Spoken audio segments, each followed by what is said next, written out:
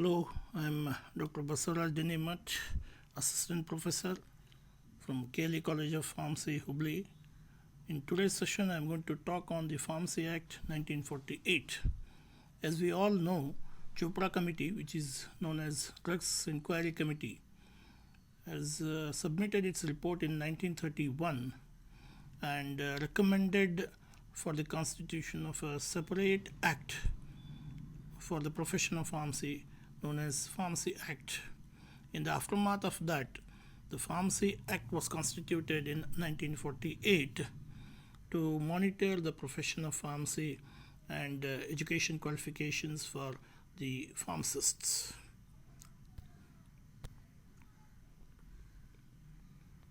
So this today's discussion Pharmacy Act, I'm going to mainly talk on the Constitution, composition and functioning of the Pharmacy Council of India, state pharmacy councils, its composition, functions of Pharmacy Council of India and SPCs, then education regulations and central register, and giving approvals and withdrawing approvals of educational qualifications.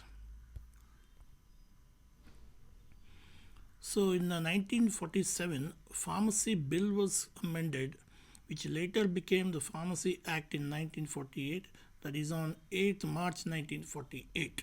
From then onwards, the Pharmacy Act came into effect for the entire India. And in 1949, this Pharmacy Council of India, which is known as Central Council, was constituted under the provisions of the Pharmacy Act. So as we have just discussed, Drugs Inquiry Committee, that is Chopra Committee, recommended for the constitution of this Pharmacy Act, and the major objectives of this is to regulate the profession of pharmacy in India, which mainly related to the educational institutions and profession of pharmacy, practice of pharmacy, to constitute the Central Council, which is later known as Pharmacy Council of India, to monitor the entire profession of pharmacy, then to frame education, regulations and qualifications and training for the pharmacists who aspire to become the pharmacists, and for the colleges who wish to conduct the course of pharmacy. To minimum central register, maintain a central register of pharmacists in India, which has got the information about the registered pharmacists from different states of India. And finally, to give and withdraw, if necessary, the approvals which are given to the educational institutions who are conducting the course of pharmacy.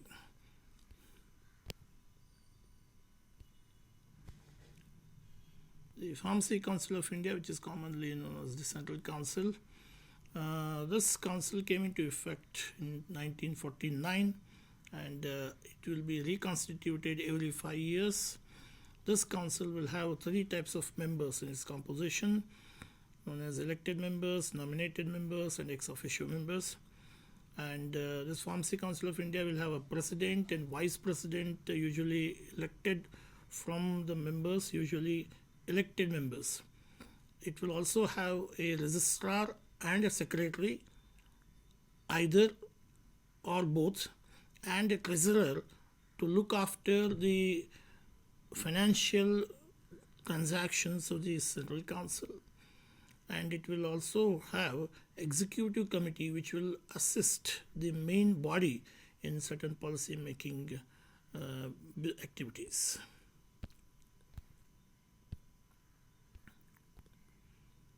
So the composition in detail. First segment is elected members, which will have 6 members, among whom 1 teacher from these subjects like pharmacy, pharmaceutical chemistry, pharmacognosy and pharmacology, nominated by UGC. Then 6 members, among whom 4 should possess a degree or diploma in pharmacy, who is a registered pharmacist nominated by the central government. Then one member amongst the members of the Medical Council of India as a representative of MCI. It will also have nominated members from UGC and AICTE. In the ex officio members category, the Director General of Health Services, the Drugs Controller of India, then the Director of Central Drugs Laboratory of India. These are the ex officio members of the Central Council. Functions of the Pharmacy Council of India. These are the main functions: to prescribe minimum standards of educational qualifications required for the pharmacists in India. Then drafting of educational regulations and its uniform implementation throughout India in educational institutions. Then inspection of the education institutions by the pharmacy inspectors appointed by the Central Council based on the recommendations of which the approval will be given to the education regulations. Approval of the education institutions and their withdrawal if necessary based on the report submitted by the PCI inspectors, and to compile and maintain a central register of pharmacists in India. So these are the important functions of Pharmacy Council of India. Apart from that, it will also coordinate with the central government in making certain policies and decisions related to the drugs and pharmaceuticals in India. The Central Register. So it's a document which is maintained by the Registrar of the Central Council, which contains the compiled information of the registered pharmacists of India from different states.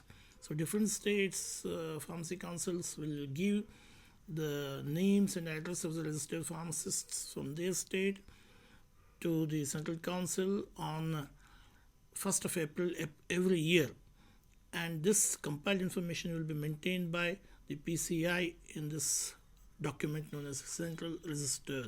It's a very important document.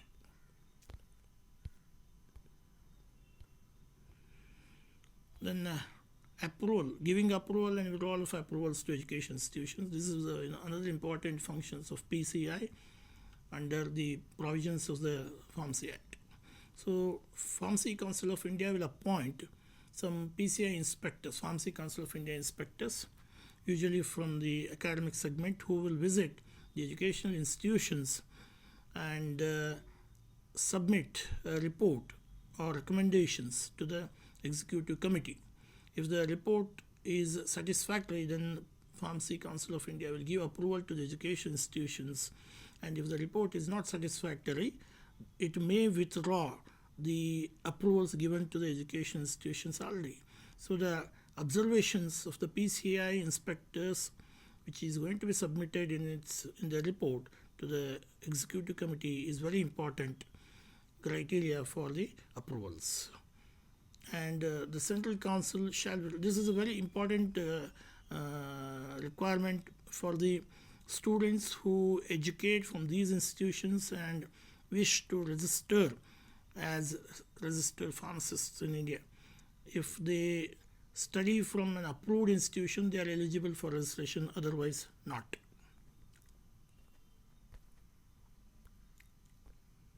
State Pharmacy Council. So under the provisions of Act, the Pharmacy Act, each state pharmacy council can have its own state pharmacy council. In some cases, provision is given for the joint state pharmacy councils, wherein 2 or 3 states can enter into an MOU to operate under a same state pharmacy council, comprising of the representatives from each participating state. So the composition of the Pharmacy Council, State Pharmacy Council, is like this. It will have elected members and ex officio members. The elected members will comprise of 6 members elected from amongst themselves by registered pharmacists of the state. Then 5 members, of whom at least 3 persons possess a degree or diploma in pharmacy or pharmaceutical chemistry. Then 1 member elected amongst the members of the Medical Council of India of the state branch. Then ex officio members category will have the following officers: the Chief Administrative Medical Officer of the state, then the officer in charge of the Drugs Control Organization, and government analyst. So these are the members of the state pharmacy councils. And the major functions is to coordinate with the Pharmacy Council of India, maintaining a register of the pharmacists of the state and submitting a copy of it to the Central Council for compiled information in the Central Register. Then state pharmacy councils can also appoint some pharmacy inspectors who will visit the premises licensed for sale and distribution of the drugs. These pharmacy inspectors can submit their report after visiting these premises licensed for sale and distribution to the State Pharmacy Council, which will be recommended for further action to the controlling authority. So these are the important functions of State Pharmacy Council. Then education regulations. These are very important guidelines given by the Pharmacy Council of India. Pharmacy Council of India is vested with the powers under the provisions of the Act to frame education guidelines, which are known as education regulations, as and when possible.